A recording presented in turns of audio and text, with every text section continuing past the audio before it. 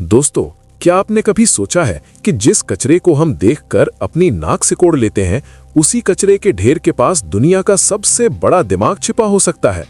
आज की कहानी किसी फिल्मी हीरो की नहीं, बल्कि उस लड़के की है जिसके पास पहनने को चप्पल नहीं थी, लेकिन उसके दिमाग में वो ताकत थी जो बड़े बड़े वैज्ञानिकों को हिला दे। ये कहानी है आरव की, एक ऐसा नाम जो आज इतिहास के पन्नों में दर्ज होने जा रहा है।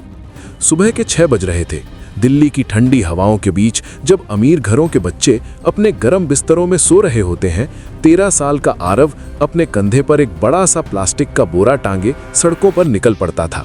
उसके बाल धूल से सने हुए, चेहरे पर कालिख के निशान और हाथों में दरारें। लोग उसे देखते तो अपना रास्ता बदल लेते। कोई उसे कचरे वाला कहकर भुलाता तो कोई झिड़क देता, लेकिन किसी ने उसकी आंखों में नहीं देखा, जहां गणित की संख्याएं किसी जादू की तरह तैरती थीं। आरव स्कूल कभी नहीं गया, क्योंकि गरीबी ने उसकी कलम छीनकर उसे बोरा थमा दिया था। लेकिन उसका मन हमेशा उन बंद कमरों, क्लासरूम्स की खिड़कियों से अंदर झांकता था। शहर का सबसे प्रतिष्ठित स्कूल, द हेरिटेज इंटरनेशनल। यहाँ के सबसे सख्त और जीनियस टीचर थे प्रोफेसर शेखावत। उनके बारे में मशहूर था कि अगर उन्होंने कोई सवाल बोर्ड पर लिख दिया तो उसे हल करना लोहे के चने चबाने जैसा है। एक दिन प्रोफेसर ने क्लास में कदम रखा। उनके चेहरे पर एक अजीब सी चुनौती थी। उन्होंने बिना कुछ कहे चौक उठाया और ब्लैकबोर्ड पर एक समीकरण, इक्वेशन लिखना शुरू किया। वो सवाल कोई साधारण मैथ का सवाल नहीं था। उसमें कैलकुलस, ट्रिग्नोमेट्री और जटिल एल्गोरिदम का ऐसा जाल था जिसे देखकर क्लास के टॉपर राघव के पसीने छूट गए। प्रोफेसर ने चौक नीचे रखी और भारी आवाज में कहा, यह सवाल दुनिया के सबसे कठिन सवालों में से एक है। जो छात्र इसे हल करेगा उसे न केवल स्कॉलरशिप मिलेगी, बल्कि उसका नाम इस स्कूल के गौरवशाली इतिहास में सुनहरे अक्षरों में लिखा जाएगा। पूरी क्लास में सन्नाटा छा गया। बच्चे एक दूसरे का मुंह देखने लगे। 20 मिनट बीत गए, पर किसी की हिम्मत नहीं हुई कि बोर्ड के पास जाकर चौक उठा सके। प्रोफेसर ने ठंडी आह भरी और कहा, शायद इस स्कूल में अभी तक कोई जीनियस पैदा नहीं हुआ। यह सवाल कल तक यहीं रहेगा। देखते हैं किसी में दम है या नहीं। स्कूल की छुट्टी हो गई। शाम ढल रही थी। आरव चुपचाप खिड़की के पास खड़ा था। उसने उस सवाल को देखा। उसके दिमाग में बिजली सी कौंधी। उसे लगा जैसे वे संख्याएं उसे पुकार रही हैं। रात के अंधेरे में जब स्कूल का गार्ड सो रहा था, आरव दीवार फांदकर क्लासरूम में दाखिल हुआ। उसके दिल की धड़कन तेज थी। उसने चौक उठाई। उसने लिखना शुरू किया। उसकी उंगलियां बोर्ड पर ऐसे चल रही थीं जैसे कोई उस्ताद संगीतकार सितार बजा रहा हो। उसने वो रास्ता अपनाया जो किसी किताब में नहीं था। उसने गणित के नियमों को अपनी सोच से नया मोड़ दिया। मात्र 10 मिनट में पूरा बोर्ड समाधान से भर गया। आखिरी बिंदु लगाकर आरव मुस्कुराया और जैसे आया था वैसे ही अंधेरे में गायब हो गया। अगले दिन जब प्रोफेसर शेखावत क्लास में आए तो उनके हाथ से रजिस्टर गिर गया।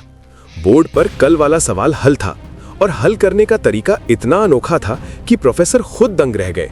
उन्होंने पूरी क्लास में चिल्लाकर पूछा, ये किसने किया? राघव तुम? आर्यन तुम? लेकिन सब चुप थे।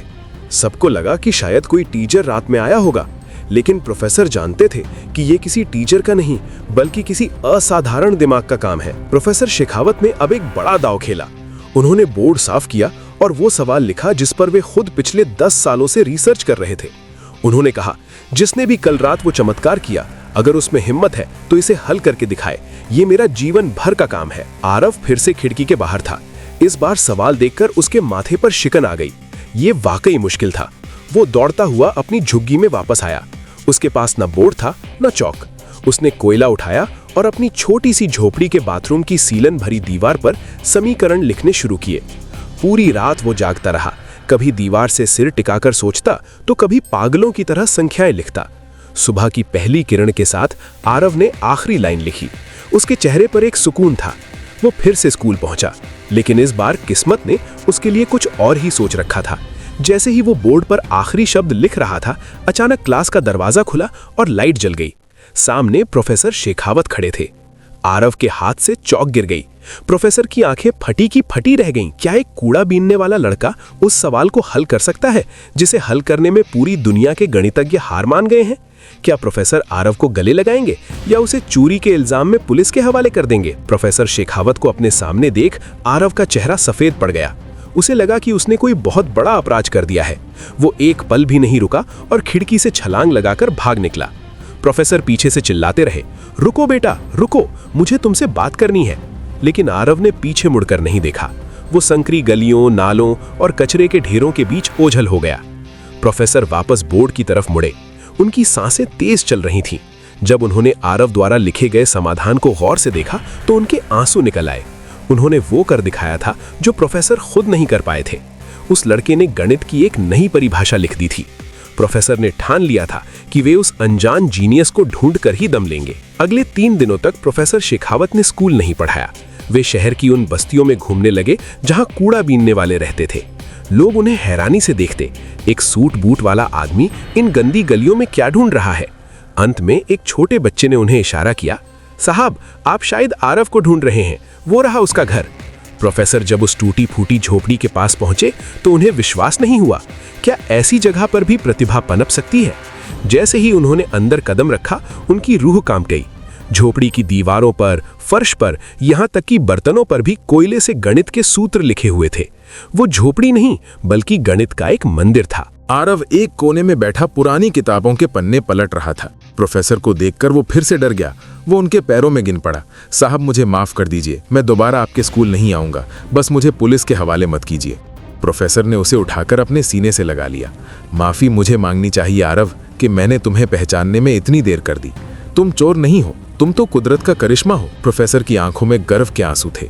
उन्होंने आरव की मां से बात की जो लोगों के घरों में बर्तन मांजती थी। जब उसे पता चला कि उसका बेटा क्या है तो वो भी रो पड़ी। लेकिन कहानी इतनी आसान नहीं थी। जब प्रोफेसर आरव को स्कूल ले गए और उसे स्कॉलरशिप दिलाने की बात की तो स्कूल के ट्रस्टी और अमीर बच्चों के माता पिता भड़क गए। एक कूड़ा बीनने वाला लड़का हमारे बच्चों के साथ पढ़ेगा, ये स्कूल की गरिमा के खिलाफ है। लोगों ने तरह तरह की बातें की। आरव को फिर से वही महसूस होने लगा कि वो इस दुनिया का हिस्सा नहीं है।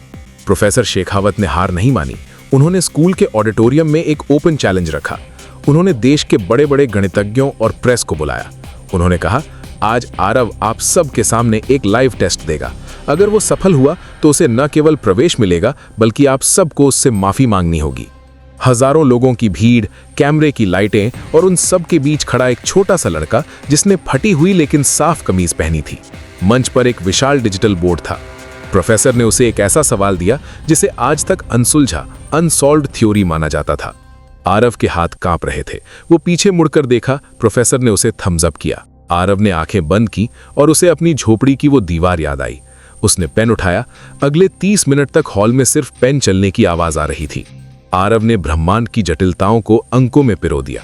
जैसे ही उसने आखिरी समीकरण पूरा किया, हॉल में सन्नाटा छा गया।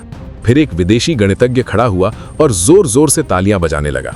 देखते ही देखते पूरा हॉल आरव आरव के नारों से गूंज उठा। जो लोग उसे कचरा कह रहे थे, आज वे उसके ऑटोग्राफ लेने के लिए लाइन में खड़े थे। आज आरव दुनिया के सबसे बड़े विश्वविद्यालयों में से एक में प्रोफेसर है, लेकिन वो आज भी अपने कमरे की एक दीवार खाली रखता है जहां वो कोयले से लिखता है। वो दीवार उसे याद दिलाती है कि आपकी शुरुआत चाहे कितनी भी मामूली क्यों ना हो, अगर आपके पास हुनर है और कोई पहचान लेने वाला पारखी गुरु, तो आप आसमान छू सकते हैं। तो दोस्तों, आरव की ये कहानी हमें सिखाती है कि प्रतिभा किसी पहचान या अमीरी की मोहताज नहीं होती। आपके आसपास भी कोई आरव हो सकता है, बस उसे एक मौके की तलाश है।